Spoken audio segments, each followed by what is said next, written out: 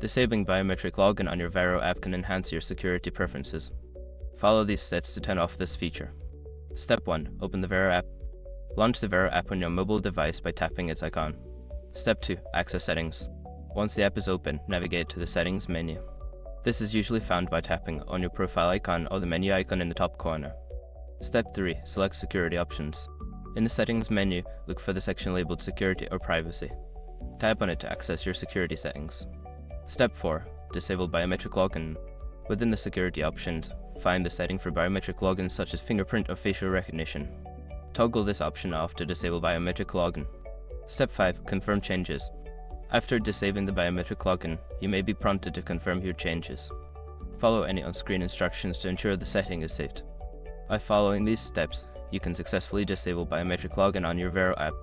If you have any further questions or need assistance, feel free to reach out to Varo support.